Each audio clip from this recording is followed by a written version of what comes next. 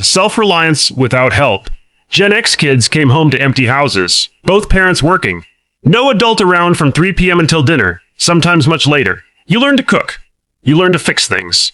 You learned that if you wanted something handled, you had to handle it yourself. That wasn't motivation from a parent giving you a pep talk. That was pure necessity. And it worked. You survived and made it. But something else happened too at the same time. You learned that needing help meant you failed.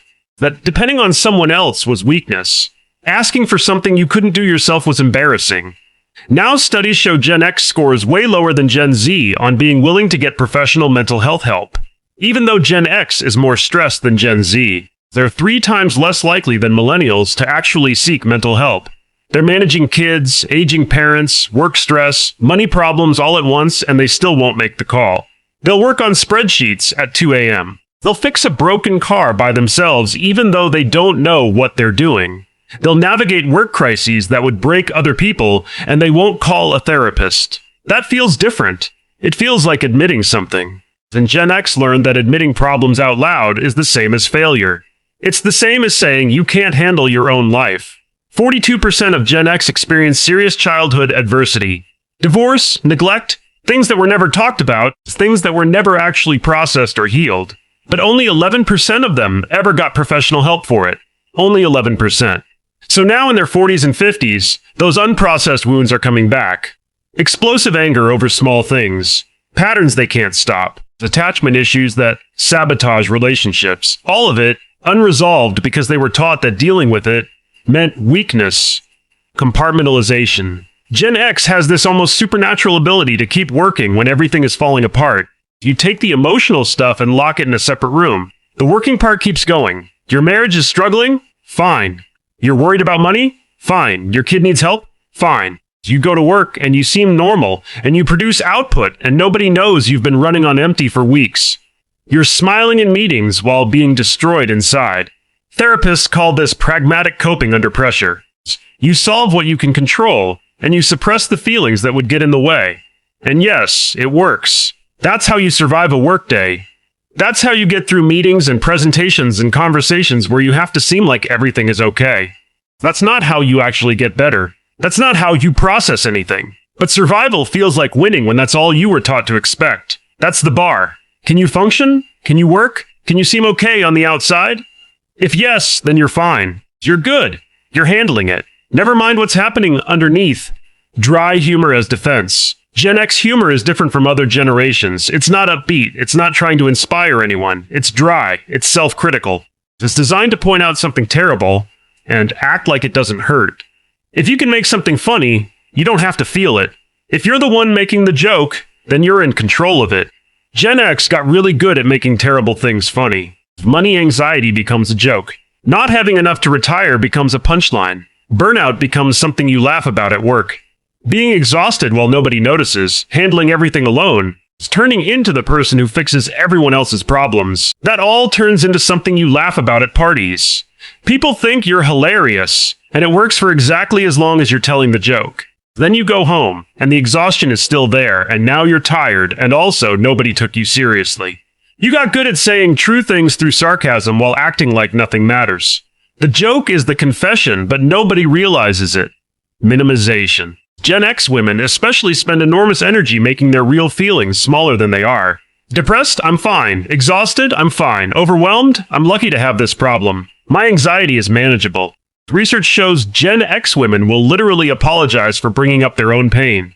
Like they're sorry for being broken. The mechanism is this. Make it smaller and it becomes manageable. Make it seem smaller and you're not broken.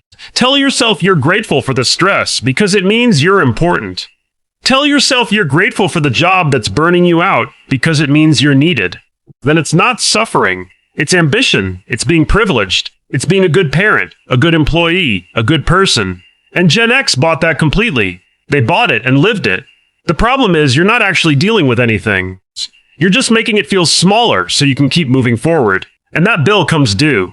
Around 45 or 50, when the back pain starts for no reason, when the insomnia won't stop no matter what you do, when panic attacks show up out of nowhere and you can't explain why, you finally realize you were paying interest on an emotional debt for decades.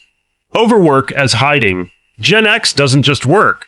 They work to avoid thinking about anything else. A 22-hour workday followed by coming back 6 hours later isn't dedication. It's a coping mechanism. It's something concrete to do that produces measurable results instead of sitting alone with your thoughts. It's motion instead of feeling. What Gen X calls work ethic is often just burnout dressed up with honor and calling it commitment. You stay late because you don't want to go home to quiet. You don't want to sit with yourself. You take on too much because saying no to rest gives you a reason to stop resting. You fill every moment because the moments you stop moving, you have to feel. And Gen X learned early that feeling was optional if you just stayed busy enough. There's always something to do. There's always a project. There's always another thing to fix or handle or manage. It works until it doesn't. Until you realize you've spent 30 years doing things instead of actually living anything. Until you wake up and don't remember the last time you weren't exhausted. Until you realize nobody actually needed you to work that hard. As emotional detachment. Gen X men especially, but women too, learn to shut down emotional access early. If your parent wasn't there, you learn not to need them to be. If feelings made things complicated, you learn not to feel them. It was safer that way. You become excellent at managing alone. You become really bad at letting people in. Relationships suffer because you're physically present, but emotionally somewhere else. You're in the room, but you're not really there. Your kids learn they can't come to you with certain things because you get uncomfortable when things get vulnerable. When they cry or need comfort or want to talk about something difficult, you get quiet or change the subject. And you don't realize you're doing it until something breaks and you don't know how to fix it. Someone you love is hurting and you can't reach them because the part of you that could reach them got locked away in childhood. You're present but still distant. You show up but you're not really available. Avoidance. Gen X doesn't seek help when they're sick. They don't go to the doctor. They ignore chest pains because the doctor says it's stress-related and they're already fine. They skip appointments and don't call back. Not because they're forgetful or lazy. It's because acknowledging that something needs attention means acknowledging that something is actually wrong. And Gen X learned that acknowledging problems is optional if you just refuse to think about them. So they don't think about them. They don't schedule mammograms or mental health checkups because that appointment would mean admitting they might be sick. That would make it real. They don't take the medication their doctor prescribed because that means accepting they have a condition. It means accepting that their body works against them. It means they're not fine.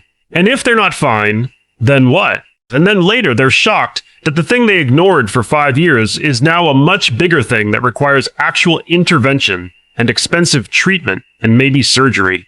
By then it's always harder to fix. By then it's harder to recover. By then they realize they made it worse by refusing to look at it. Toxic independence. If you need someone else, you've already failed. If someone has to help you, you're a burden. The goal isn't to get better. The goal is to never need anyone. Ever. It sounds noble. It sounds like strength. It produces people who can handle themselves. It also produces people who will suffer alone because asking for help feels worse than the actual suffering. Gen X workers will choose solo projects over team assignments every single time. They won't ask their boss for anything, even when they're drowning. They definitely won't ask their peers for help because that's weakness. They absolutely won't ask for help from anyone senior to them. That's career suicide. So they do the work themselves, all of it. The result is, they look completely fine from the outside while being destroyed underneath. They got really good at the facade. They got really good at appearing fine. The surface is perfect. The facade is flawless. The foundation is cracking. And nobody gets to know because nobody gets to ask.